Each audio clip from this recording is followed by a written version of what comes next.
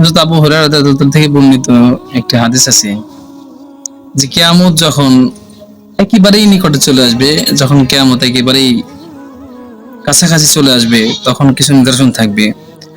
তো তিরমিজি শরীফের হাদিস, যেটা হলো আন আবি হুরায়রা রাদিয়াল্লাহু তাআলা আনহু قال قال রাসূল সাল্লাল্লাহু আলাইহি ওয়াসাল্লাম ইযা তাখাযাল ফাইয়ু দুলান ওয়াল আমানাতু মাগনামান।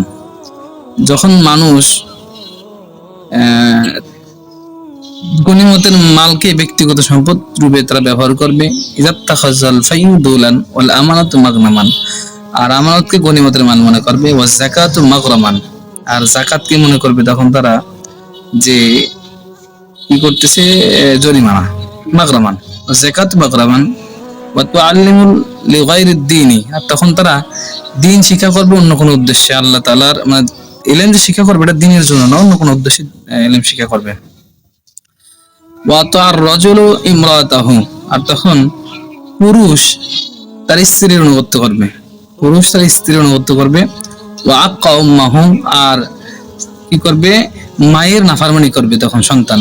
ওয়া আদনা সাদিকাহু ওয়া আকসা আবাহু, তখন বন্ধু বান্ধবকে তারা নিকটবর্তী বানাবে আর বাবাকে দূরে ঠেলে দেবে। আকসা আবাহু, বাবাকে কি করবে, দূরে ঠেলে দেবে আর বন্ধু বান্ধবের স্থান নিকটে নিয়ে চলে আসবে। এরপরে ওয়াজহারাত আসওয়াতু ফিল মাসাজিদ, আর মসজিদের মধ্যে শোরগোল সৃষ্টি হবে। ওয়াসাদাল কাবিলাতু ফাসিকুহুম ওয়া কানা জাইমুল কওমিল আরজালুহুম ওয়া আকরিমুর রাজুলু মাখাবাতু শাররিহি, আর তখন ওয়াসাদাল কাবিলাতু ফাসিকুহুম, তখন যারা পাপাচার আছে তারা আছে যে নেতৃত্ব দিবে। ওয়া কানা জাইমুল কওম, তখন কি আরজালুহুম ওয়া আকরিমু, তখন নেতৃত্ব দিবে। আর ওয়া আকরিমুর রাজুলু মাখাবাতু শাররিহি, আর তখন মানুষ তাদেরকে সম্মান করবে ভয়ে। ওয়াজহারাতিল বাইনাতু ওয়াল মাআরিফু শারিয়াতুল খুমুরু ওয়াল আইনুল আখিরু হাদিহিল উম্মতি। এরপরে কি করবে, যে গায়িকা বাদ্যযন্ত্র এগুলো সব ব্যাপকভাবে প্রকাশ পাবে, মদ্যপান বেড়ে যাবে এবং উম্মতের পরবর্তীকালে লোকেরা পরবর্তী লোকদেরকে অভিশাপ করতে থাকবে।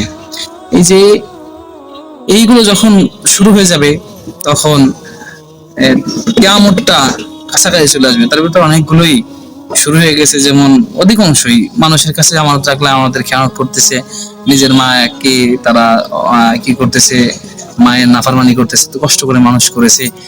তারপরে হচ্ছে বাবাকে সম্মান না দিয়ে বন্ধু বান্ধবদেরকে তারা নিকট টেনে নিচ্ছে আর বাবাকে দূরে ঠেলে দিচ্ছে। এবং মদের এই বেড়ে গেছে, তারপরে হচ্ছে যে পাপাচার তারা নেতৃত্ব দিচ্ছে, এটা বেড়েই চলতেছে আমাদের সমাজে।